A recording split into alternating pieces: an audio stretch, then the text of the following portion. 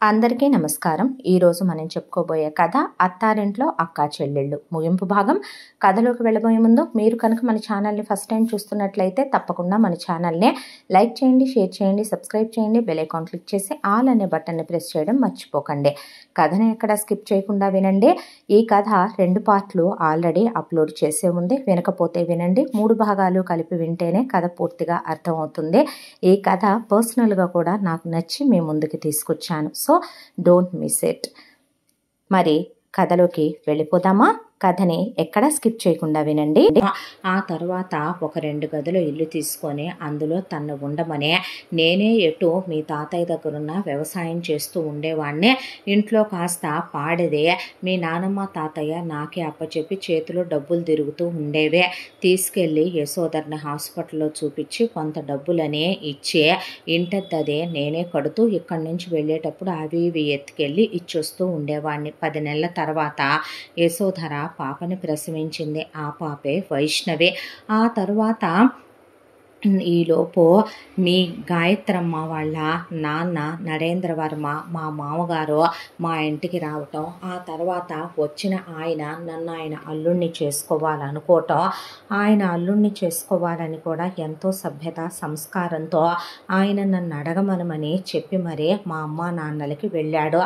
వెళ్ళిన తరువాత మా అమ్మా నాన్న ఆ ప్రస్తావన నా దగ్గరికి తీసుకొస్తే, నా జీవితంలో యశోధర ఉందని, తను ప్రేమించానని, తనకి నాకు పాప కూడా పుట్టిందంటే మీ తాతయ్య ఆమె ఉంపుడు గత్తి అన్నాడు, వేసి అన్నాడు. మీ నానమ్మ కులం కానిదంది, కోడలుగా చచ్చినా ఒప్పుకోనందే. మీ నానమ్మ ఉరిపోసుకొని చస్తానని, మీ తాతయ్య ఎల్లి ఏట్లో దూకుతానని నన్ను బెదిరించి గాయత్రిని పెళ్లి చేసుకుంటే ఆస్తి మొత్తానికి నేను వారసునవుతానని, గాయత్రి తన మేనగోడలని, తన రక్తమని, తన కులమని, ఉన్నోళ్ళింటికి నన్ను అల్లుణ్ణి అవమనమని, లేదంటే గనక ప్రాణాలతో ఉండవని, ఈ విషయం బయటకు చెప్తే ఒప్పుకోమని, కావాలంటే యశోధరని ఉంపుడు గత్తె కింద ఉంచుకోమని చెప్పారు. నవ్వాలో ఏడవాలో నాకు అర్థం కాలేదు. లీగల్గా రిజిస్టర్ మ్యారేజ్ చేసుకొని తాళి కట్టిన తను నాకు ఉంపుడు గత్తె అవుద్దా, లేదంటే వీళ్ళు చేసుకోమనే వాళ్ళు అవుతారా? ఆ మాటకి, ఆ ప్రశ్నకి నా దగ్గర సమాధానం లేక వెళ్ళి యశోధరకు ఆ విషయం చెప్పాను. చేసుకో, మీ కులంలో పుట్టకపోవటం, కాని కులంలో పుట్టడం నేను చేసుకున్న పాపం. ఇప్పుడు వాళ్ళు నేను వచ్చిన కోడలుగా నన్ను అంగీకరించరు, దీన్ని మనవరాలుగా స్వీకరించరు. నాకు నీ మనసులో స్థానం కావాలి. నువ్వు కట్టిన తాళి నా మెళ్ళలోనే ఉందే, నువ్వు ఇచ్చిన బిడ్డ నాకు తోడుగా ఉందే, నువ్వు వచ్చి వెళుతూనే ఉంటావో పర్వాలేదు. వాళ్ళు కోరుకున్న కొడుకుగా వాళ్ళ కోరిక కూడా తీర్చి చేసుకో పెళ్ళి. కాకపోతే చేసుకున్న ఆ అమ్మాయికి ఈ గతం చెప్పకో. ఏ ఆడది మరొక ఆడదాంతో మొగుడిని పంచుకోవాలి అనుకోదో. దానికి తోడు నువ్వు ఆమెను దూరం పెట్టకో. ఆమెతో సంతోషంగా కాపురం చేసి పిల్లల్ని కంటానని మాటివ్వు అని అడిగింది యశోధర. దాంతోనే వచ్చే వీళ్ళ గొడవకి గాయత్రిని పెళ్లి చేసుకున్నాను. గాయత్రిని నేను ఎప్పుడూ, నిజం చెప్పాలంటే గతం చెప్పలేదు, కానీ గాయత్రిని ఎప్పుడూ దూరం పెట్టలేదు. చాలా ప్రేమగా చూసుకున్నాను, అన్యోన్యంగా కాపురం చేసుకున్నాము. దానికి గుర్తుగానే పెళ్ళైన 6 నెలలకే మీ అమ్మ 3 నెలల గర్భవతి అయింది సిద్ధు.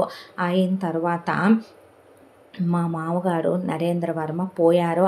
పోతూ పోతూ ఆయన యావదాస్తిని మీ అమ్మకి, మీ అమ్మ తదనంతరం నీకనే రాసుకొని పోయాడు. ఆ తర్వాత ఆ మొత్తం ఆస్తి చూసుకోవటానికి నన్ను సంరక్షకుడుగా నిర్మిస్తూ పత్రాలు రాశాడు. అప్పటి నుంచి ఇప్పటి వరకు కూడాను నేను యశోధరని తీసుకెళ్ళి వేరే ఊర్లో ఉంచిన, యశోధరకి నేను ఇల్లు కొనిపెట్టిన, నేనేమి వైష్ణవి మీకన్నా పెద్దది కాబట్టి ముందే సెటిల్ అయిందేమో కానీ ₹1 కూడా నేను నీ ఆస్తిలో నుంచి తీసుకెళ్ళి దానికి పెట్టలేదయ్యా. నాకు ప్రతి నెల ఇంతని జీతం రూపేణా నేను తీసుకుంటాను. ఆ జీతంలో నుంచే నేను వైష్ణవిని చదివించాను. చిన్నప్పటి నుంచి చాలా బాగా చదువుకుంటుంది పిల్ల. దాంతో మెరిట్ మీద చదువుకుందే. అమెరికా వెళతాను నాన్న అంటే 25 లక్షలు ఇచ్చి పంపించాను. అక్కడికి వెళ్ళిన పిల్ల అందం చూసే, మంచితనం చూసే జగన్ అని కోటీశ్వరుల అబ్బాయి ఇష్టపడ్డాడు. అల్లుడు అమెరికాలో డాక్టరు, దాంతో మనసులు కలిశాయని చెప్పిందే. చెప్పిన తర్వాత ఇండియాకి వచ్చారు. వచ్చిన తర్వాత వాళ్ళమ్మ నాన్నలు వేరే ఊళ్ళో ఉంటారు. వాళ్ళకు అసలు మేము ఈ గతాల గురించి అదేమీ చెప్పాలనుకోలేదు. యశోధరకి తెలిసిన నిజం మొత్తం వైష్ణవికి కూడా తెలుసు. ఎప్పుడు మిమ్మల్ని వేరుగా చూడమని కానీ మీరు వేరని కానీ, మీరు తను నిజం చెప్పాలంటే తనకే హక్కులున్నాయని కానీ మీకు లేవని కానీ ఎప్పుడూ పాపం అది మాట్లాడేరుగదు. ఒక తండ్రిగా నేను దానికి 1 గ్రామ్ బంగారం కూడా గాయత్రిది కానీ ఇంటిది కానీ పెట్టలేదు. నా కష్టార్జితంలో నుంచే నేను చేయించిన ఒక 50 తులాల బంగారం పెట్టాను. వాళ్ళు రూపాయి కట్న కానుకలు తీసుకోలేదు. ప్రేమించి పెళ్లి చేసుకుంది కాబట్టే ఆ అబ్బాయి చేసుకొని అబ్రాడ్ తీసుకెళ్ళిపోయాడు. ఎంఎస్ చేసింది, జాబ్ చేసుకుంటుంది.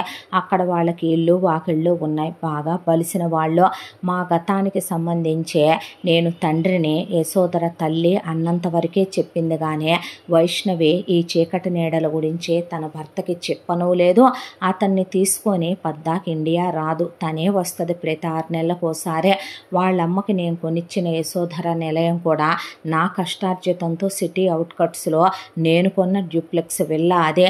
తన పేరిట కొంత డబ్బేశాను, తనకు కొంత బంగారం చేయించాను. నన్ను నమ్ముకున్నందుకు తనకంటూ నేను చేసిన న్యాయం అదే. చివరికి మీ నానమ్మ తాతయ్య నాకంటూ ఉంచిన 10 ల్యాండ్ల ఖరీదు ఒక్కొక్కటి 2 కోట్లు విలువ చేసిన, 10 ఎకరాల పొలం ఎకరం ₹1,00,00,000 విలువ చేసిన, ఊళ్ళో ఇల్లు డెవలప్మెంట్కి ఇచ్చే 10 కోట్ల వాల్యూ చేసిన అయ్యి నీకు గౌతమ్కే ఉంచాను తప్ప వాటిల్లో నుంచి రూపాయి కూడా నేను వైష్ణవికి పెట్టలేదయ్యా అని చెప్పి ఆ తర్వాత గాయత్రి నిన్ను ప్రసవించింది. నిన్ను ప్రసవించిన తర్వాత గాయత్రి చనిపోయింది. గాయత్రి చనిపోయిన తర్వాత కూడా నేను మీ నానమ్మ తాతయ్య కాళ్ళు పట్టుకున్నాను, కాళ్ళ మీద పడ్డాను. నీకు తను తల్లి కాగలదనే నేను వసుంధరని చేసుకోవాలనుకోలేదు, యశోధరనే తీసుకొస్తానని చెప్పాను. పిల్లలిద్దరినే అక్క తమ్ముళ్ళుగా పెంచుదామన్నాను. మా నాన్న నన్ను కాలుతో తన్నాడు, మా అమ్మ కొట్టిందే. ఇద్దరూ సస్తామని బెదిరించారు. వాళ్ళ పెత్తనం ప్రకారమే వెళ్ళి వసుంధర సంబంధం చూశారు. వసుంధర తింగరది, తిక్కల్ది, అమాయకురాలు, పిచ్చిదే. ఏం చేయను, దాన్నిచ్చి నాకు పెళ్లి చేశారు.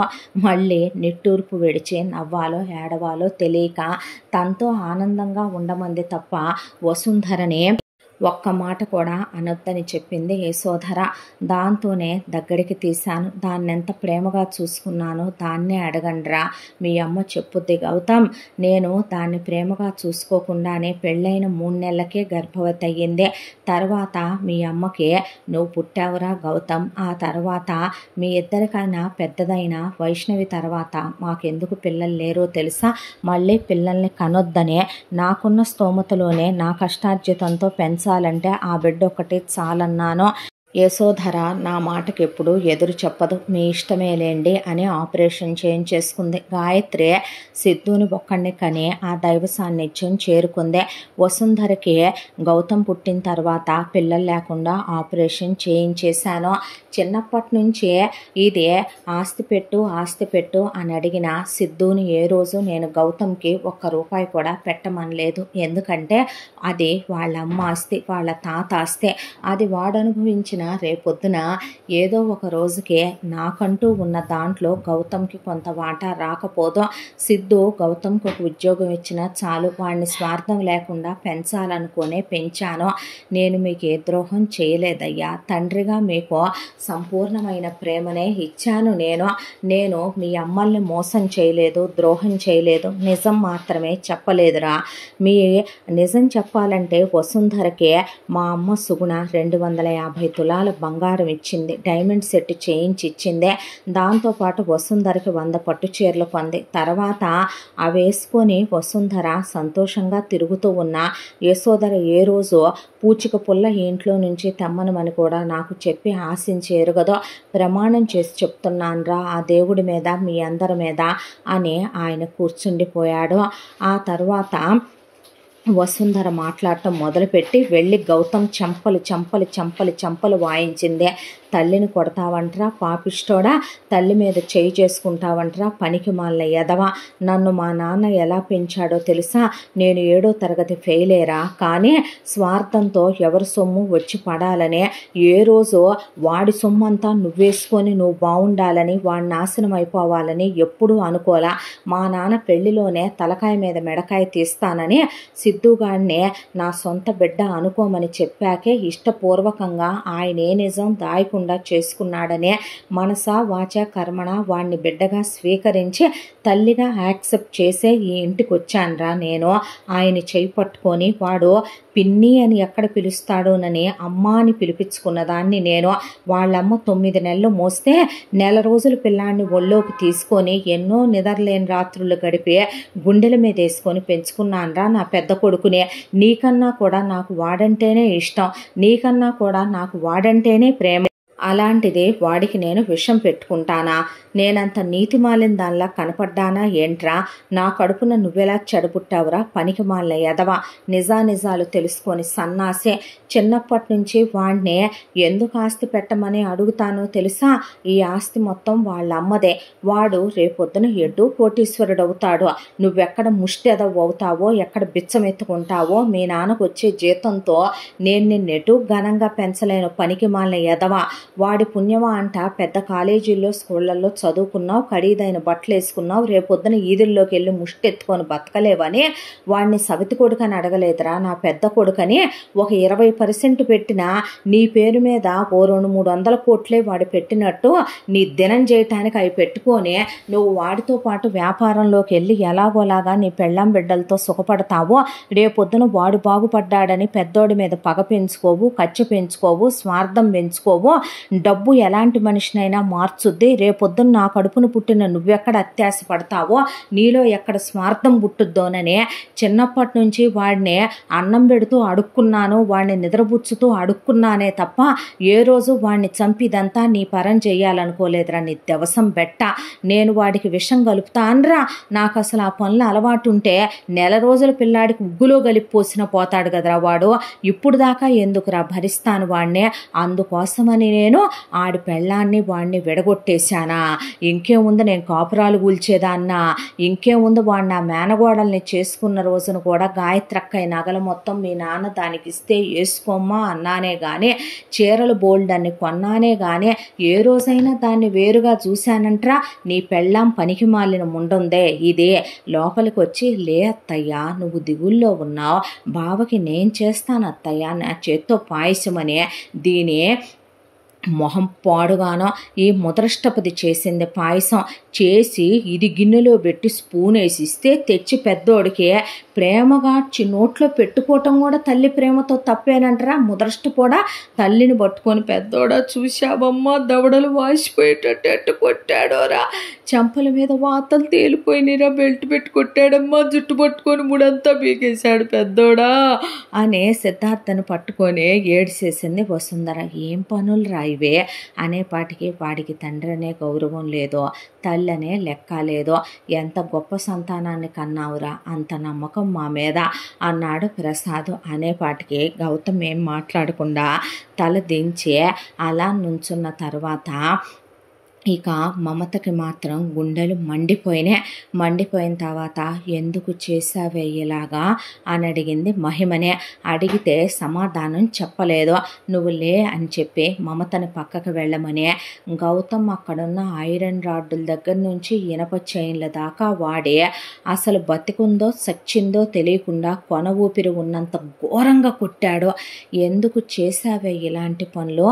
ఎందుకు కరెంట్ షాక్ కొట్టింది మమతకి? ఎందుకు మెట్లు దిగుతుంటే పడిపోయింది? ఎందుకు ఫుడ్ పాయిజన్ అయిందే? అంతకుముందు చాలా జరిగినాయి ఇంట్లో. ఎందుకు జరిగినాయి? దేవుడి దగ్గర దీపం చీరకు ఎందుకు అంటుకుందే? ఎందుకు కావాలని అంత నీచంగా దిగజారిపోయి ఒకడు మమత గదిలోకి వచ్చాడో? ఏం చేద్దాం అనుకున్నావే? దేనికోసం చేశావే ఇదంతా? ఎందుకోసం చేశావే అనే మమత జుట్టు పట్టుకొని లేపింది మహిమనే. వదలవే ముందో నా జుట్టు అని మమతనే అంతా దాంట్లో కూడా ఒక్క తోపు తోసేసింది మహిమ. వెళ్ళి వసుంధర మీద పడింది మమత. చిన్నప్పటి నుంచి 2 ఎకరాల పొలంలో ఒక అడుక్కు తినే వెధవకి ఒక అడుక్కు తినేదానికి పుట్టి వాళ్ళిద్దరూ చస్తే ఇది అదే కొంపలో పుట్టి అడుక్కు తినే దీనికి సిరి తన్నే వీడికి ఇది 2వ పెళ్ళాం అయింది, కోటీశ్వరరాలు అయిపోయిందిలే మనం అని చెప్పి ఇది తీసుకెళ్తాననగానే అంత చిన్న వయసులోనే నాకు ఆశ కలిగిందే. ఇక్కడికి తీసుకొచ్చిన తర్వాత ఖరీదైన బట్టలు వేసుకోవాలనుకున్నా, ఇది వేసుకునే నగలన్నీ నేను వేసుకోవాలనుకున్నా, ఇది కట్టుకునే పట్టు చీరలన్నీ నేను కట్టుకోవాలనుకున్నా, బంగారపు కంచాల్లో తినాలనుకున్నా. ఇదిగో ఈ ప్రసాద్ గాడు కూర్చుంటాడే పెద్ద సింహాసనం లాంటి కుర్చీ, అందులో కాలు మీద కాలేసుకొని కూర్చోవాలనుకున్నా, పనివాళ్లతో పాటు మీ అందరితో సేవలు చేయించుకోవాలనుకున్నా, పెద్ద స్కూల్లో కాలేజీలో చదవాలనుకున్నా, వేసిన బట్టలు వేయకుండా వేసిన నగలు వేయకుండా వెయ్యాలనుకున్నా, కోట్ల రూపాయల మీద నడవాలనుకున్నా. కానీ నువ్వున్నావే దరిద్రపు ముండ, ఏమంట తీసుకొని వచ్చావో ఇక్కడికే, 8 ఏళ్ల వయసు లేదు నీకు.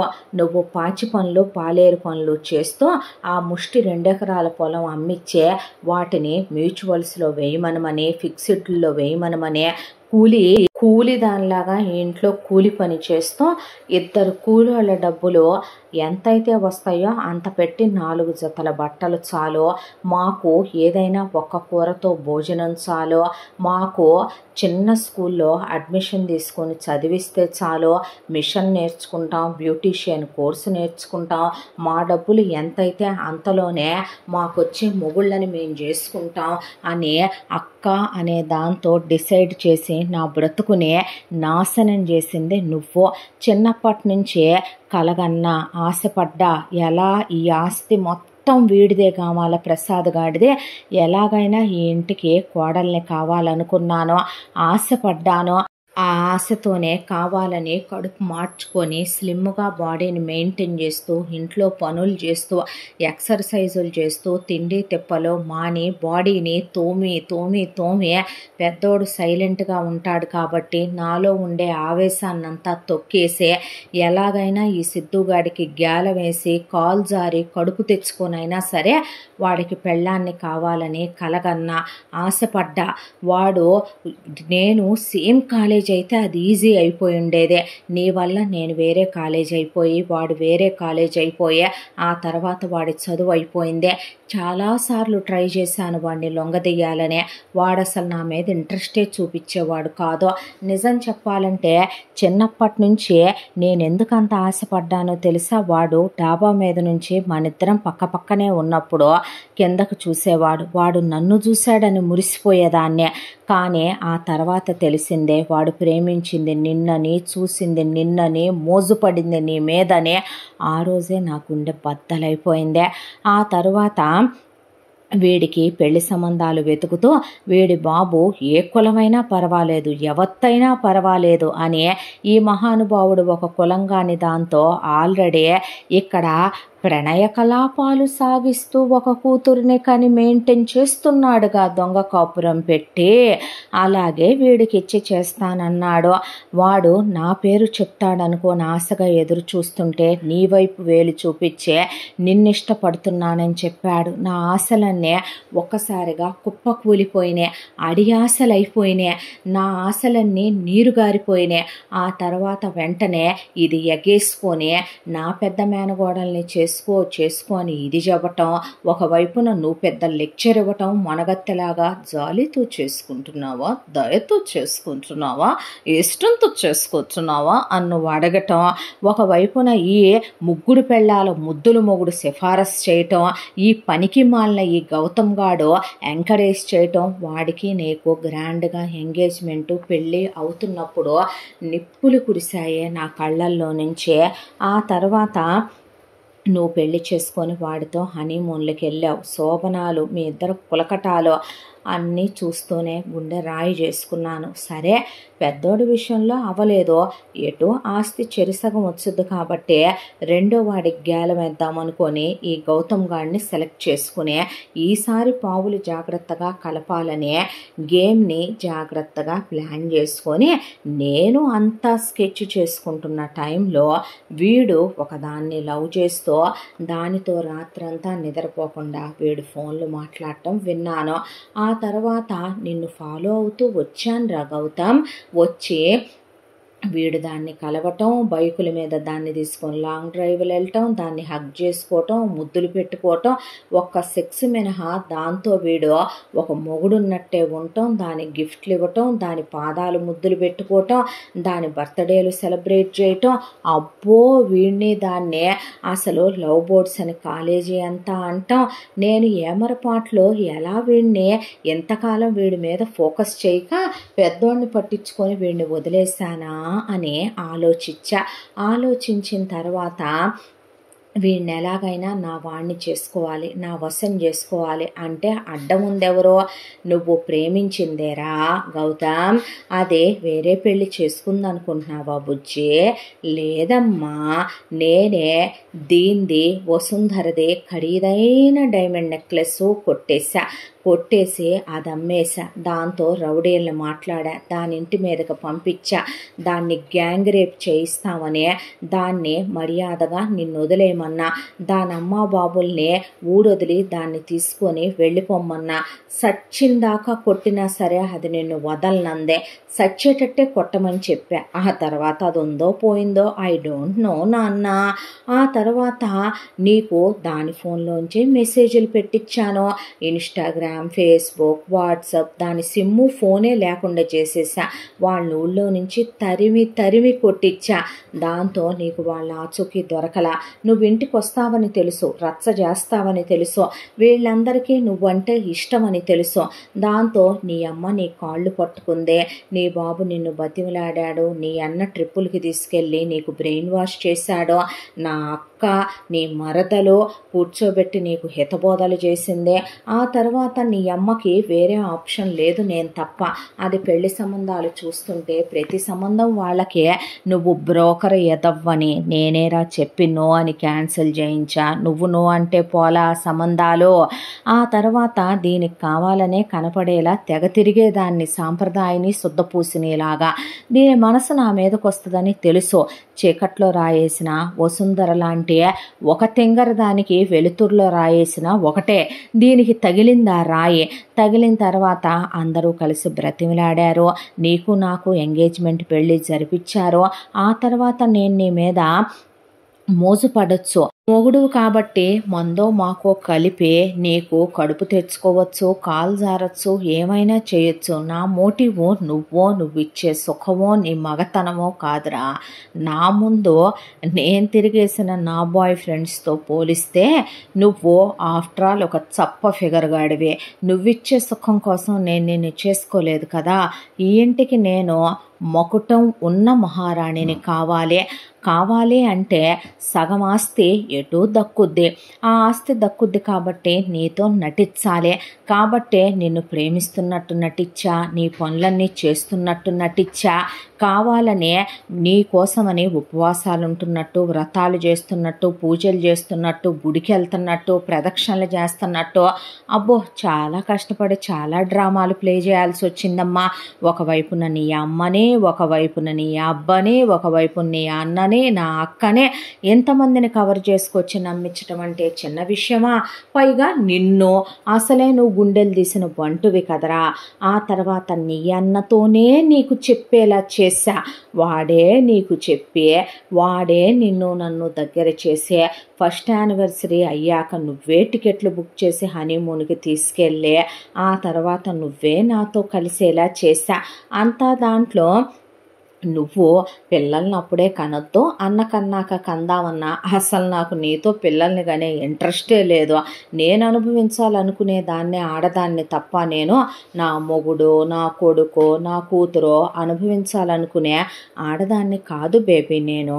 దాంతో వెనక్కి తిరిగి వచ్చిన తర్వాత ఒక రోజున ఈ సిద్ధార్థగాడు నువ్వు కూర్చొని ఉన్నారు. ఇది పెద్దోడికి నీకు కలిపి బంగారు పళ్ళెంలో అన్నం తినిపించుకుంటుంది. ఈ మమత ఈ ప్రసాద్ గాడికి భోజనం వడ్డిస్తుంది. కూర అయిపోయింది తీసుకురమ్మనమని అది నాకు చెప్తే నేను మటను, చికెను, ఫిష్, ప్రాన్స్ సర్దుకొని తెస్తున్నా. తెచ్చే టైంకి పెద్దోడా ఆస్తంతా గాయత్రక్క ఇది కదమ్మా అంటే, అక్క పోతూ పోతూ నాన్న నరేంద్ర వర్మ గాయత్రక్క నీకు రాసిపోయారు కదా నాన్న. తమ్ముడు నీ సొంత తల్లికి పుట్టకపోయినా నేను నిన్ను గుండెల మీద వేసుకొని పెంచానుగా సిద్ధు బంగారం. చిన్నప్పటి నుంచి నిన్ను ఒళ్ళో వేసుకొని పెంచానుగా అయ్యా. తమ్ముడిని మర్చిపోబాకమ్మా, ఎంతో కొంత పెట్టయ్యా. వాడికి కూడా ఆఫీసులో ఏదో ఒకటి ఇచ్చి బాగా చూసుకోయ్యా బంగారం అని ఇది చెప్పటం విన్న నేను నిర్ఘాంతపోయి నిలబడిపోయే. అంటే ఆస్తంతా ఈ ముష్టి ఎదవ ప్రసాద్ గాడిది కాదా, సచ్చిన సిద్ధుగాడమ్మ గాయత్రిదా అంటే వాళ్ళు పోతూ పోతూ ఆస్తి అంతా సిద్ధుగాడికి పెట్టారా అంటే ఇప్పుడు ఆస్తి మొత్తానికి వారసుడు వాడైతే వాడిని చేసుకున్న మా అక్క అనుభవిస్తుందా ఇది అంటే, వీడు కేరా ప్లాట్ఫామ్ ఫుట్పాత్ గాడ గౌతమ్ గాడు. ఆ విషయం తెలుసుంటే సిద్ధుగాడికి ఏదైనా కలిపోయినా కాలు జారి కడుపు తెచ్చుకొని చేసుకొని ఉండేదాన్ని. కర్మ కాలిపోయి ఇప్పుడు వీడిని చేసుకునే వీడి పెళ్ళాన్నయ్యానా అనే నా ఆస్తి, నా కలలో నేను కోరుకున్న డబ్బు అంతా కుప్పకూలిపోయిందా అనే దాంతో నాకు పిచ్చెక్కిపోయిందే. ఆ పిచ్చెక్కిపోయిన దాంట్లోనే ఆలోచించా ఈ ఎంత దాంట్లో ప్రసాద్ గాడి గురించి ఎంక్వైరీ చేశా. నాకెప్పుడో తెలుసు ఆడికి వేరే పెళ్ళ ఉందని, కూతురుందని. అసలు వీడు వాళ్ళకేమీ పెట్టలేదని, నథింగ్ అని. వాళ్ళంతా వేరే బతుకుతున్నారు. ఆఫ్టర్ ఆల్ అదేదో ఒక కులంగా దాన్ని వీడు చేసుకొని వీడు గట్టిన తాళి, వీడిచ్చే సుఖం, వీడిచ్చిన కూతురికే అదే తృప్తి పడిపోయే క్యాండిడేట్ అని లైట్ తీసుకున్నా. పోయిన గాయత్రి రాదు, ఈ వసుంధర పెద్ద వేస్ట్దే. దీంతో పెట్టుకుంటే ఇది క్రైమ్ పార్ట్నర్గా పనికిరాదు. ఇక నువ్వున్నావంటే అబ్బో అన్న రాముడు, నువ్వు లక్ష్మణుడివి, నీతో వర్కౌట్ అవ్వదనుకున్నాను. దాంతోనే నేనే బరిలోకి దిగాను. దీన్ని ముందు పైకి పంపాలనుకున్నాను. దీన్ని పైకి పంపిన తర్వాత వీడు పెళ్ళాం పోయి అలా మిగిలిపోతాడు. మిగిలిపోయిన వీడికి ఏ విషమో పెట్టించి ఈ వసుంధరతోనే వాడిని పైకి పంపించేసే, ఈ వసుంధరని జైలుకి పంపి ఆ ప్రసాద్ గాడికి ఏ యాక్సిడెంటో చేయించేసే, ఆ తరువాత నువ్వు తినే దాంట్లో ఏదో ఒకటి కలిపి పెట్టో, లేదంటే ఏ యాక్సిడెంటో చేయించి నిన్ను పైకి పంపించే, ఆస్తి మొత్తానికి నేను ఏకైక వారసురాలినై నాకు నచ్చిన వాడిని, నేను మెచ్చిన వాడినే చేసుకొని ఆస్తి అంతా అమ్మి ఏ విదేశాలకో వెళ్ళి స్థిరపడదాం అనుకున్నా. దాంతోనే కరెంటు షాక్ కొట్టించా. దీనికి బతికేసిందే. మెట్ల మేంచే ఇది పడేలా చేశా. దీని కడుపు ఇది రెండు సేఫ్గా బతికేసినాయి. ఆ తర్వాత దీనికి ఫుడ్ పాయిజన్ చేయించా, అయినా ఇది బ్రతికేసిందే. ఆ తర్వాత దీని కొంగు తగలబెట్టా, అయినా బతికేసిందే. దీనిపైకి దీన్ని డాబా మీద నుంచి పూలకుండి తోసేసి దీని తల బద్దలే చచ్చుద్ది అనుకున్న కారు బ్రేక్స్ ఫెయిల్ చేయించా. అబ్బెబ్బెబ్బెబ్బే ఏం చేయించినా ఇది బతికేసే. పైగా దీని కడుపులో అండం పిండమైంది, పిండం పిల్లవబోతుంది. ఒకవైపు ఇది సీమంతాలు చాంచటం, గుడికి తీసుకెళ్ళి ఇది నా బుర్ర తింటదరా వాడు ప్రవచనాలు చెప్పటమేమో కానీ అక్కడ స్వామీజీ గాడు ఇది పెద్దది దేవత అంటదే, పెద్దది మంచిదంటదే, పెద్దది ఉత్తమురాలంటదే, మీ ఇద్దరూ కలిసి ఉండాలంటదే, అక్క చెప్పినట్టు వినాలంటదే, అక్క రేపొద్దున మనక్క కాబట్టే పెద్దోడు నీకు ఆస్తి పెట్టినా కూడా ఏమందో, నువ్వు నీ మొగుడు ఆశపడకూడదు, అత్యాశపడకూడదు, అక్క పిల్లల్ని నీ పిల్లల్ని సమానంగా పెంచాలి, అక్కకి ఒక పని ఏదైనా ఉన్నా చేతి కింద నువ్వు అందుకోవాలి, గౌతమ్ గాడికి అడ్డమైన తలగడ మంత్రాలు వేయకూడదు, మీరు కలిసి ఉండాలి, మేము ఇవాళ ఉంటాం రేపు పోతామని. అబ్బో ఇది చెప్పే శుద్ధపప్పు, ఇది చెప్పే సద్దిసలిమిడి విషయాలన్నీ వినలేక నా తల పగిలిపోతూ ఉంది. ఉండేదే.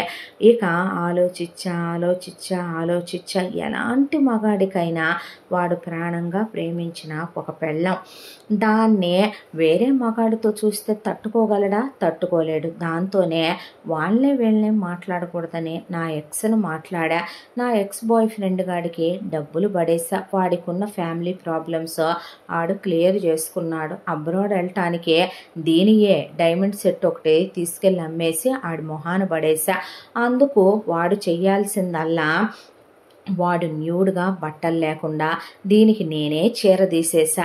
కావాలని నేనే దీని బ్లౌజ్ బటన్స్ తీసే దీని ఇన్నర్స్ కనిపించేలాగా నేనే మోకాళ్ళపై దాకా దీని లంగాని పైకెత్తి ఫస్టే దీనికి నేనే కావాలని జ్యూస్ వెళ్ళేటప్పుడు కలిపి బలవంతంగా తాగిచ్చి ఇది తాగి మత్తులో పడిపోయాక వెనకాల డోర్ తీసి వాడిని గదిలోకి పంపించాకే వసుంధరతో గుడికి వెళ్ళిన తర్వాత మీరు రావాలని ఇది ప్రవచనాలు వింటూ కూర్చుంటే నేను కావాలనే అక్కడ దీంతో కూర్చున్నా.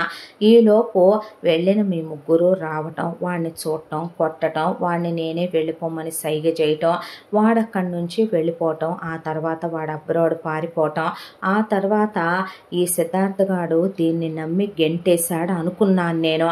కానీ వీడు దాన్ని నమ్మి గెంటలేదు. వీడు ఆ తర్వాత దీన్ని పంపించేశాడులే. దీంతో పాటు నేను వెళ్ళి దాని కడుపులో పిండాన్ని దాన్ని కడిగేద్దాము, ఆస్తి మొత్తం అప్పుడు నా పరమే అవుద్దంటే అది నన్నొద్దందే. ఆ తర్వాత వీడు దాని మొహం చూడట్లే.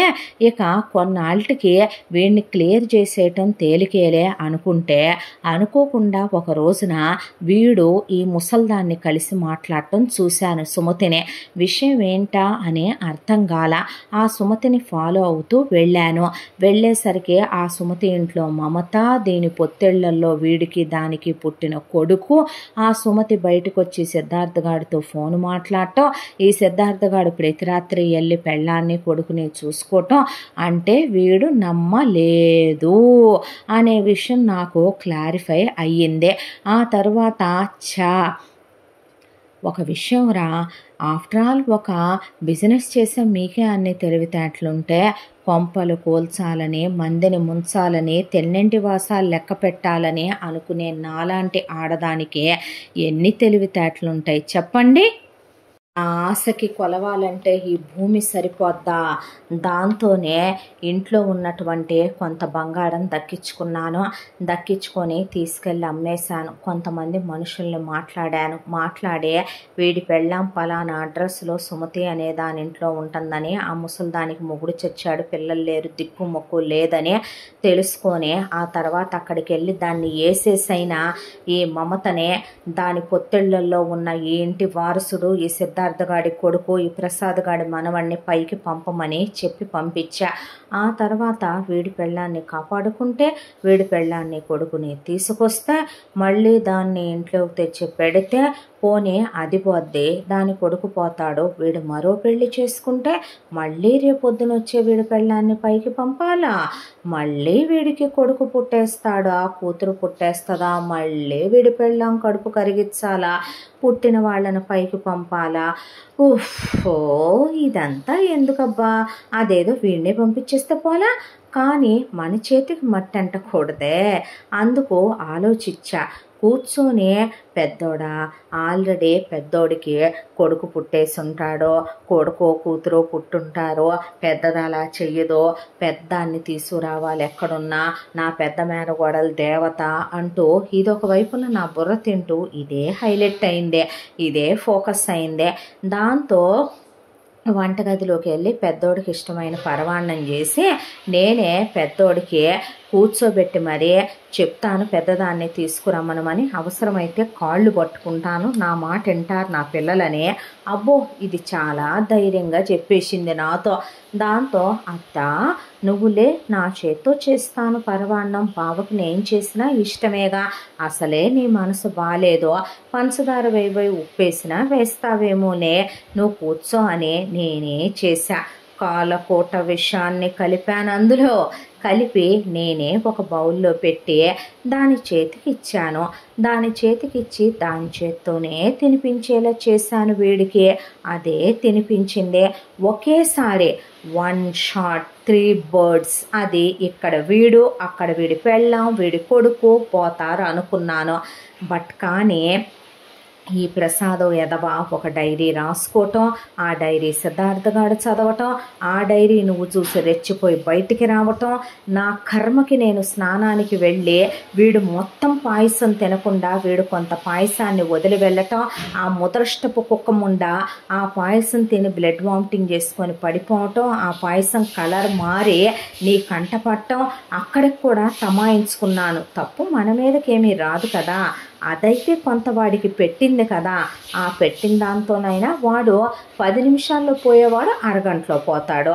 వాడెళ్ళే దారిలో ఎటు హాస్పిటల్స్ లేవని నాకు తెలుసు. ఆ నేరం దీని మీద పడి నీ అమ్మ నువ్వే జైలు పంపించుకుంటావు అనుకున్నాను. నేను అనుకుందే కరెక్ట్గా దీన్ని నువ్వు కుక్కని కొట్టినట్టు కొట్టావు వాడి మీద ఉన్న ప్రేమతో. దాంతో ఇది షాకులోకి వెళ్ళిపోయి కింద పడిపోయింది. ఆ తరువాత ఈ ప్రసాద్ గారి చొక్కా పట్టుకొని ఊపేసి వీడిని నువ్వు ఒక కిల్లర్ని చేసావు, చెప్పాలంటే ఒక ఉమనైజర్ని చేసావు, ఒక పర్వర్టెడ్ పర్సన్ని చేసావు, ఒక దిగజారిపోయిన మొగుడిని చేసావు, ఒక దిగజారిపోయిన తండ్రిని చేసావు, హీనమైన స్థాయికి దిగజారి చేసావు ఈ ముసలోడిని. కాకపోతే నేను ఎక్స్పెక్ట్ చేయింది ఏంటంటే ఈ సిద్ధార్థ గారు నోట్లో వేలు పెడితే కొరకలేనట్టుండే వీడికి అన్ని తెలివితేటలు ఉండే ఆ సుమతి వీడికి ఫోన్ చేయటం, వీడు ఆల్రెడీ మనుషుల్ని దానికోసమని కాపలా పెట్టుంచటం, వీడు వెళ్ళిన వాడు ఏ హాస్పిటల్లో దొరకపోతే కుక్క చావు చస్తాడనుకుంటే వీడు వెనక్కి తిరిగి రావటం, ఆల్రెడీ వీడికి ఇవన్నీ అనుమానం వచ్చే పెళ్ళాన్ని అనుమానించటం, వీడి ఎంక్వైరీలు తీయించటం, నా గురించి నిజం బయటపడిపోతే అనేది నేను ఆలోచించలేకపోయాను. ఆ టైంలోనే ఎస్కేప్ అయిపోదాం అనుకుంటే నీకు దొరికిపోయే నువ్వు నన్ను గదిలో వేసి వెళ్ళి వీడిని బతికిచ్చి తీసుకొచ్చావు. రే ఇప్పుడైనా సరే మిమ్మల్ని వదిలేస్తాను అనుకుంటున్నారా? రే నీ ప్రేమను నీకు దూరం చేశా, నువ్వు ప్రేమించిన దాన్ని నీకు దూరం చేశా. ఎప్పటికైనా మీరెక్కడ పెట్టినా ఏం చేసినా నేను మళ్ళీ తిరిగి వస్తా. ఈ ఆస్తి నాదే, దీని మీద ఉన్న నా ఆశ పోదు, నా కన్ను పోదు అని అలా మహిమ మాట్లాడుతూ ఉండేసరికి గౌతమ్ జుట్టు పీక్కొని అని పెద్దగా అరిచి కూర్చుండిపోయాడు. కూర్చుండిపోయి ఆ పక్కనే ఉన్న ఐరన్ రాడ్ పెట్టి పగిలిపోయిందాకా కొట్టాడు తలకాయ.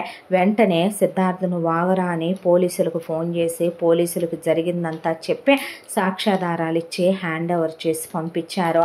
పంపించిన తర్వాత మమత అలా కూర్చుండిపోతే వసుంధర మాట పలుకు లేకుండా నేల మీద కూర్చుండిపోయిందే. కూర్చుండిపోయాక మమత నన్ను క్షమించరా నిన్ను అనుమానించినందుకు. బావా నేను ఇప్పుడు ఒక విషయం చెప్పమంటావా? ఆ రోజు నిన్ను తప్పుగా అనుకున్న మాట నిజం, నువ్వు అందరిలాంటి మగాడివేనని అనుకున్నదే నిజం. కానీ ఎప్పుడైతే ఈ పాపిష్టిది ఇలా చేసిందని తెలిసిందో, ఎందుకు చేసిందో అర్థం కాలేదు బావా. కానీ ఆ క్షణమే నా మనసు నేను నిజంగా ఎంత తప్పు చేశానో అంతా పశ్చాత్తాపడుతున్నా, నువ్వే నన్ను క్షమించు అంటే ఆ ఇల్లు మందేరా. ఆ సుమతి అనే ఆవిడ నిజం చెప్పాలంటే మన ఫ్యాక్టరీలో ఉండేటటువంటి ఒకప్పుడు మన దగ్గర గుమస్తాగా పనిచేసిన ఆయన భార్య. వాళ్ళకి పిల్లలు లేరు, ఆ ఇంట్లో ఆవిడ ఒక్కరే ఉంటారు. నేనే డబ్బులు ఇచ్చి ఆవిడ నమ్మకమైన మనిషిని నిన్ను తీసుకెళ్ళి ఉంచి చూడమన్నాను. నేనే కొంతమంది మనుషుల్ని పెట్టాను డాడీ. రేపొద్దున పరిస్థితి విషమించొచ్చని ఒక 10 మందిని టీమ్గా అసలు ఏం జరుగుతుందో ఎంక్వైరీ తీయమన్నాను. ఒక 10 మంది రౌడీలనే పెట్టాను, ఒక 10 మంది బ్లాక్ క్యాట్స్ని పెట్టాను. వాళ్ళే మమతని బాబుని కాపాడారు. నాన్న ఒక మాట అడగనా నేను? మీరు ఆవిడనే ముందు పెళ్లి చేసుకున్నారు, లీగల్గా ఆవిడే మీ వైఫ్ కదా. నిజం చెప్పాలంటే అమ్మ కానీ లేదంటే వసుంధర అమ్మ కానీ నిజం చెప్పాలంటే భార్యలుగా చెల్లరు కదా. కానీ ఆవిడనెందుకు నాన్న దూరం పెట్టి ఆవిడికి శిక్ష విధిస్తూ ఆవిడ కూతుర్ని ఏదో కానిదానిలాగా, మా తోబుట్టువే కదా తను కూడా, మాకెటు తోబుట్టువులు లేరు కదా, ఎందుకు నాన్న వేరు చేసి వేరుగానే ఉంచేశారు మీరు అనేసరికి నన్ను క్షమించు నాన్న అన్నాడు గౌతమ్. అంటే కాళ్ళు పట్టుకోరా మీ నాన్నయ్య అంది వసుంధర. అన్న తర్వాత పట్టుకోరా పర్వాలేదులే అని సిద్ధార్థ్ కూడా అనేసరికి క్షమించని ఆయన కాళ్ళు పట్టుకుంటే ఆయన తల మీద చెయ్యేశాడు. చెయ్యేసి ఆయన అక్కడ నిలబెడితే నీ కాళ్ళు నేను పట్టుకోనిలేవే అన్నాడు. ఎందుకు దొంగ సచ్చినోడా నన్ను అన్ని దెబ్బలు కొట్టావు కదే నువ్వు కూడా హాస్పిటల్లో నన్ను అని ఒక్క తోపు సిద్ధార్థ్ తోసేసరికి గౌతమ్ వెళ్ళి వసుంధర కాళ్ళ మీద పడ్డాడు. ఆ తర్వాత సిద్ధార్థ ప్రసాద్ కలిసి కేసు మూవ్ చేయించే మహిమకి ఎంత శిక్ష వేయిద్దామని చూసినా 7 ఏళ్ళు శిక్ష పడిందే. 7 ఏళ్ళు శిక్ష పడిన తర్వాత ఒకవైపున గౌతమ్ దిగుల్లో కూర్చుండిపోయాడు. తను ప్రేమించిన అమ్మాయి ఏమైపోయిందో ఏంటోననే పిచ్చోళ్లాగా అప్పుడు అన్నని తీసుకొని తండ్రిని తీసుకొని వెతకటం మొదలుపెట్టాడు. వెతకటం మొదలు పెడితే ఆ అమ్మాయి గురించి ఆచూకీ తెలుసుకుంటూ వెళ్ళేసరికి 6 నెలల కాలానికి ఆ అమ్మాయి ఆచూకీ తెలిసింది. వెళ్ళే తలుపు కొట్టేసరికి వాళ్ళమ్మ భారతి తలుపు తెరిచింది. ఆ అమ్మాయి సన్నగా ఎముకలు గూడైపోయి పిచ్చిదానిలాగా అయిపోయి వీల్ చైర్లో కూర్చొని ఉంది. వాళ్ళ నాన్న ఫోటో గోడకి పెట్టి బొట్టు పెట్టి దండేసి ఉంది. మోకాళ్ళ మీద కూర్చొని జరిగిందంతా చెప్పి ఆ అమ్మాయి ఒళ్ళో పడే వెక్కిళ్ళు పెట్టి ఏడ్చాడు గౌతమ్. ఆ అమ్మాయి మాట పలుకు రావట్లేదు. ఏం జరిగిందమ్మా అని ప్రసాద్ ఆవిడని అడిగితే ఒక అమ్మాయి వచ్చిందండి. ఆ అమ్మాయి పేరు మహిమ అంట, మీ మేనగోడలంట. వచ్చే నన్ను నా భర్తని నా కూతుర్ని కొట్టించింది. అమ్మాయిని గ్యాంగ్ రేప్ చేస్తానందే. ఈ అబ్బాయిని ప్రేమించితే మర్చిపోమ్మనమని ఈ అబ్బాయిని వదిలేయమని చెప్తే మా అమ్మాయి వదలను చచ్చినా అంటే చచ్చిందాకా కొట్టించిందే. ఆ దెబ్బలు తట్టుకోలేక ఆయన కొనవూపిరితో ఉన్నారు. ఆ క్షణం మా అమ్మాయికి శరీరంలో ఏ భాగం పనిచేయటం లేదో. భయపడిపోయిన నేను ఉన్న బంగారం తెగనమ్మే ముందు ఆయన్ని పిల్లని తీసుకొని ఊరుగాని ఊరైనా ఈ ఊరు పారిపోయి వచ్చాను. వచ్చాక హాస్పిటల్లో జాయిన్ చేస్తే పిల్లకి అన్నీ చచ్చుపడిపోయినాయి అని కోట్ల రూపాయలు అవుతాయి. ట్రీట్మెంట్కి సర్జరీ చెయ్యాలంటే బలంగా కొట్టారు. వెన్నుపూసల మీద మెదడు మీద తగిలిన దెబ్బలన్నారు డాక్టర్లు. అన్ని కోట్లు నా దగ్గర లేవు. ఒక్కగానొక్క కూతురు ఇలా అయిపోయిందని మా వారు దిగులతో కన్ను మూశారు. ఆ తర్వాత ఎన్నో ఆశలు పెట్టుకొని ఉన్నది మొత్తం తెగనమ్మే ఆడపిల్లైనా మగపిల్లాడితో సమానమని ఎంటెక్ దాకా చదివించుకున్నాం మా మోక్షనే. అయితే పిల్ల ఇక ఎందుకు పనికిరాదు అని చెప్పిన నేను కన్న తల్లిని, అది నా బిడ్డ. దాంతో నా భర్త ప్రతాప్ని ఎటూ పోగొట్టుకున్నాను, బిడ్డని పోగొట్టుకోలేను. దాంతోనే 4 ఏళ్లలో వంట పని చేసుకుంటూ మిషన్ కుట్టుకుంటూ ట్యూషన్ చెప్పుకుంటూ బిడ్డకు మందులు ఇప్పించుకుంటూ పోషించుకొచ్చుకుంటున్నానని ఆవిడ ఆవురుమని ఏడిసి కూర్చుండిపోయే పాటికే గౌతమ్కి పేగులు తెగిపోయేంత దుఃఖం వచ్చింది. సిద్ధార్థ కళ్ళల్లోంచి నీళ్లు కారిపోయినాయి. వెంటనే అంబులెన్స్కి ఫోన్ చేసి మమ్మల్ని క్షమించండి అమ్మా, మా వల్లే ఇదంతా జరిగింది, ఇలా జరిగిందనే ఆవిడకి మొత్తం చెప్పి రా తల్లి నా చెల్లెలుగా రామ్మ నా ఇంట్లో ఉందుగానని గౌతమ్ మోక్షం తీసుకొని తెచ్చి చాలా పెద్ద హాస్పిటల్లో చేర్చాడు సిద్ధార్థ. చేర్చిన తర్వాత ఫారెన్ నుంచి స్పెషలిస్టుల్ని పిలిపించి మోక్షకి కోట్ల రూపాయలు ఖర్చు పెట్టి సర్జరీలు చేస్తే 6 నెలల కాలానికి మోక్ష కోలుకుందే. కోలుకున్న తర్వాత మోసం చేస్తావనుకున్నాను రా, వదిలేసి వెళ్ళావనుకుంటే నీ ప్రేమే గొప్పదనుకున్నావా? నా ప్రేమ కూడా గొప్పదే. ఎవరో వచ్చి కొడతారనో చంపేస్తారనో నిన్ను వదలనని నిన్ను ప్రేమించిన రోజే చెప్పాను. ప్రేమించేశాను రా, నా ప్రాణం అయిపోయావు. ఎలా వదిలేస్తాననుకున్నావు పిచ్చోడా నిన్ను అనేపాటికి ఆ అమ్మాయిని ఆ రోజు వాళ్ళందరూ తప్పుగా అనుకున్నారు. దాంతో సిగ్గుతో తలదించుకున్నారు మమత, వసుంధర కూడా. ఆ తర్వాత గౌతమ్కి ఇక జైల్లో ఉన్న మహిమకి డివోర్స్ ఇప్పించేశాడు ఇక లాయర్ గారు. ఆ తర్వాత జరిగిందంతా మోక్షకి చెప్పి గౌతమ్కి మోక్షకి చాలా గ్రాండ్గా ఎంగేజ్మెంటు పెళ్ళి జరిపించారు. జరిపించిన తర్వాత ఆ పెళ్ళికి యశోధర తన కూతురు వైష్ణవిని తీసుకొని వచ్చింది. పెళ్ళైపోయి వీళ్ళందరూ ఇంటికి వచ్చిన తర్వాత ఆవిడ వచ్చి వసుంధర చేతులు పట్టుకుంది. నేను ఎవరి జీవితాన్ని రావాలనుకోలేదో, ఎవరి మృష్టాన్న భోజనాన్ని నేను తినాలనుకోలేదో, నిజం చెప్పాలంటే ఎవరి ఇస్తట్లోనూ ఎంగిలి పడాలనుకోలేదో, నేను మీ కులంలో పుట్టకపోవటం, నేను వేరే కులంలో పుట్టడం నేను చేసుకున్న పాపం, ఈ జన్మకే అది నేను చేసుకున్న దురదృష్టం అనే అనుకోవాలి. నాకు ప్రేమించే రోజున తెలియదు, ఆయన నేను వేరే వేరే కులాలు కదా, ఆయన్ని నన్ను ఆ కులమే దూరం చేసేసుద్దనే. చిన్నతనంలోనే తండ్రిని పోగొట్టుకున్నాను, 5 ఏళ్ల వయసులో తల్లిని పోగొట్టుకున్నాను, బంధువులింట్లో నానా నరకాలు పడ్డాను. గవర్నమెంట్ స్కూల్లో చదువుకుంటూనే ఒకవైపున ట్యూషన్లు చెప్పుకుంటూ, చిన్నప్పటి నుంచి మిషన్ కుట్టుకుంటూ, వాళ్ళింట్లో పాచి పని చేస్తూ బ్రతికిన నాకు ఆయన ప్రేమ ఎంతో గొప్పగా అనిపించింది. ఆ తర్వాత ప్రేమించి పెళ్లి చేసుకుందాం అనుకోని క్షణం మా శరీరాలు కలిసినే. గర్భవతినయ్యాను. ఆయన బయటికి తీసుకొచ్చి నా మెళ్ళో తాళి కట్టారు. పాప పుట్టిందే. ఆ తరువాత ఆయన జీవితంలోకి గాయత్రి వచ్చింది. ఆవిడ పోయింది, సిద్ధార్థ మిగిలాడు. ఆ తర్వాత కూడా నన్ను తీసుకొద్దాం అనుకున్నారు ఆయన వాళ్ళ నాన్నతో ఆ వయసులో దెబ్బలు తినటం బాధ అనిపించింది. ఆ తరువాత మీరొచ్చారు, గౌతమ్ పుట్టాడు. మేము చీకట్లోనే ఉండిపోవాలేమో. ఆ రోజు వీరి నాన్నగారు అమ్మగారు అన్నట్టు ఒక ఉంపుడు గత్తెగా వేశ్యగా మిగిలిపోయానేమో. నేను ఆయనకి తాళి కట్టిన భార్యగా నేను ఆయన పక్కన ఈ ప్రపంచంలో ఈ సొసైటీలో ఎప్పటికీ నిలబడలేను. నాకెప్పటికీ ఆ విలువ లేదు. నా బిడ్డ అమెరికాలో ఉంటోంది.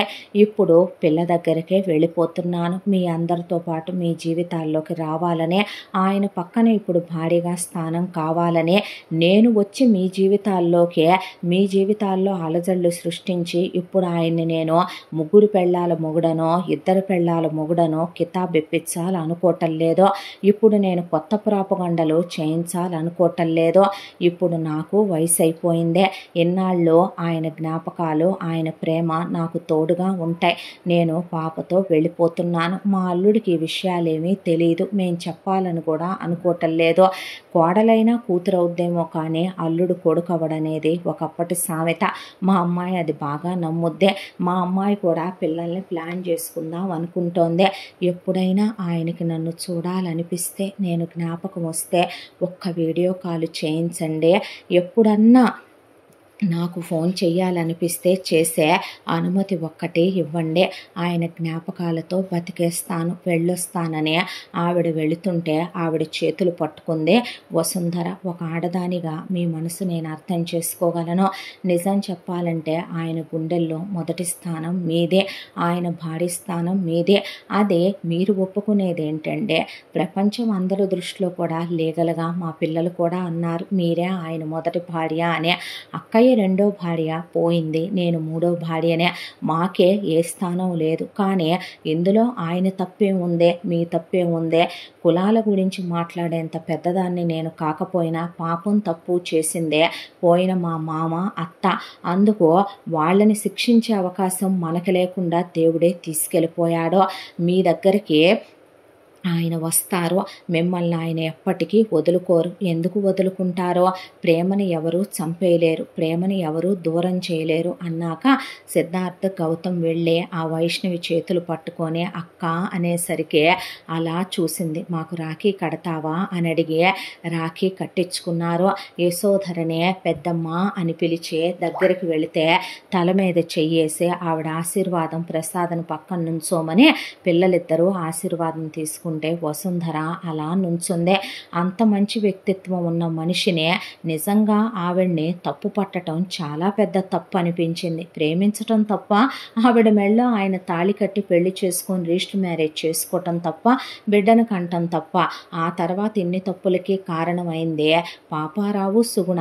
దానికి అందరినీ ఎందుకు తప్పు పట్టాలి అని నాన్న మీ పేరు మీద ఉన్నటువంటి ఊళ్ళో ఉన్న 10 ఎకరాల పొలం, తర్వాత మీ పేరు మీద ఉన్న 10 కొద్ది ల్యాండ్లో, దాంతోపాటు ప్రాపర్టీలో నుంచి 10% షేరు, అమ్మిన క్యాష్ అక్క ఎటు ఇక్కడ ఉండదు కాబట్టి అవన్నీ ఇదిగో ఇందులో పెట్టాము, వీటిని అక్కకి ఇచ్చేసాయి నాన్న నీ జ్ఞాపకంగా, నాకేమీ వద్దు అంది వైష్ణవి. అలా అనొద్దు, ఆయన మొదటి కూతురువి నువ్వు, మాతో పాటు నీకు కూడా అన్నిట్లో హక్కు ఉంటదే నా అమ్మ అని వసుంధర చేతులు పట్టుకొని, చిన్నప్పటి నుంచి నువ్వు అడిగావని కాదే, తమ్ముడికి ఏ రోజైతే నాకు 21వ సంవత్సరం వచ్చిందో, ఎప్పుడైతే ఆస్తికి నేను వారసున్నయ్యానో అప్పుడే ఉన్న ప్రాపర్టీ మొత్తంలో వాడికి సగం రాసేసాను. ఇప్పుడు ఉన్నదే మా ఇద్దరికే, అది గాయత్రమ్మ ఇచ్చిందే.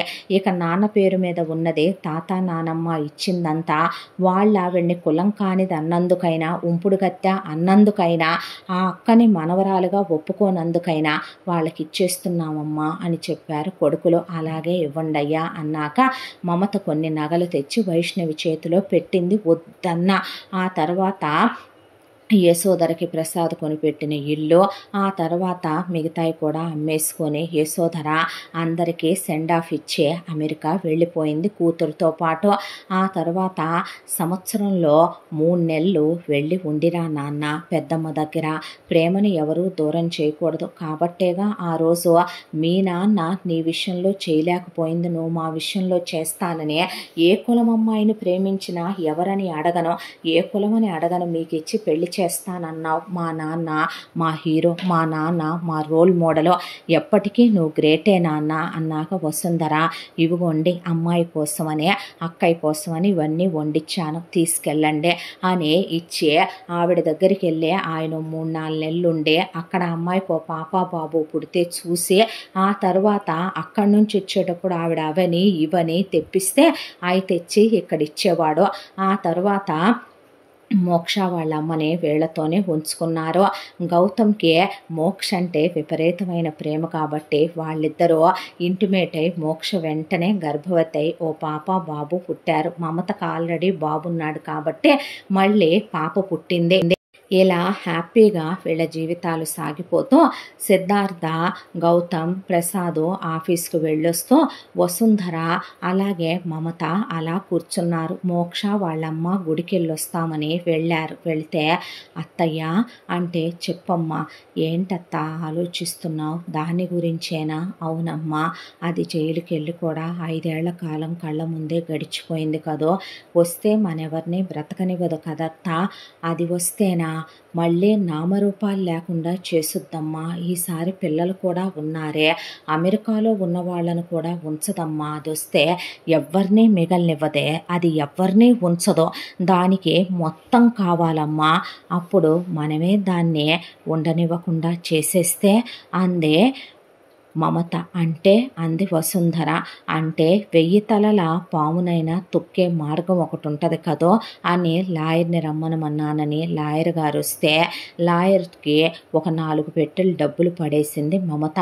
పడేసి జైల్లో ఉన్న దానికి పిచ్చెక్కిందని, తోటి ఖైదీల్ని అది కొరుకుతుందని, కొడుతుందని తీసుకెళ్ళి దాన్ని ముందు మానసిక చికిత్సాలయంలో పడేసేలా చెయ్యండి లాయర్ గారు అని చెప్తే జైలర్కి డబ్బులు పడేసి అక్కడి నుంచి మానసిక చికిత్సాలయంలో పడేశారు. అప్పటికి కూడా ఒక అవకాశం ఇద్దామని, అబ్రాడ్ పంపించేద్దామని, ఆఖరి అవకాశం ఇద్దామని వసుంధర మమత వెళ్ళి మహిమతో మాట్లాడితే, ఏయ్ నేను బయటికి రాలేననుకుంటున్నారా, నాకు పిచ్చి లేదని ఇక్కడ డాక్టర్లు ఎటో రిపోర్ట్ ఇస్తారు, కోర్టు ఆ తర్వాత నన్ను వదిలేస్తుంది, వదిలేసిన తర్వాత మీ పిల్లలు ఉన్నారే, మీ పిల్లల ప్రాణాలు చిలకలు కొట్టుకుంటాయి చూసారా, అలా పసి చిలకలు కొట్టుకొని నా చేతుల్లో పోతాయి, తర్వాత మీ మొగుళ్ళు పోతారు, మీరు ముండ మోస్తారు, తర్వాత మిమ్మల్ని పంపుతా, అమెరికా వెళ్ళి వాళ్ళని పంపుతా, ఎవరిని ఉండలేవనే,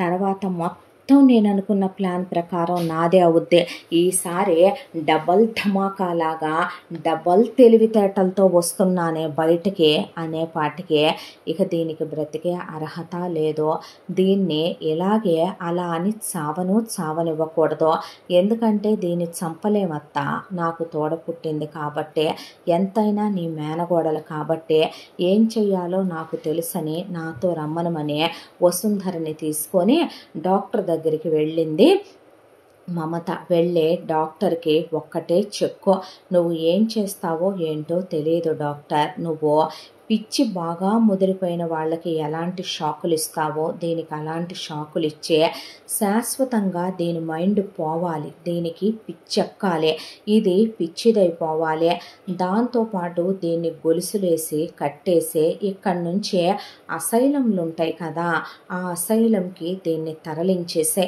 దానికి కావలసిన ఖర్చు నేనే ఇస్తాను, అక్కడికి వెళ్ళాక వాళ్ళు దీన్ని ఎక్స్పెరిమెంటల్ పీస్గా వాడుకుంటారో లేకపోతే దీన్ని సావగొట్టుకుంటారో వాళ్ళ ఇష్టం అని చెప్పు, దీనికి మాకు ఎలాంటి సంబంధం లేదో అని రాసిమ్మన్నా నేను రాసిస్తాను, నేనే దీని అక్కన కాబట్టి దీని రెస్పాన్సిబిలిటీ నాదే, ఇప్పుడు నా మరిదికి ఇది విడాకులు ఇచ్చేసింది కాబట్టి నా మరిదికి దీనికి సంబంధం కూడా లేదుగా అనే సంతకం పెట్టి డబ్బులు పడేసి వసుంధర చేయి పట్టుకొని వచ్చేసింది మమత.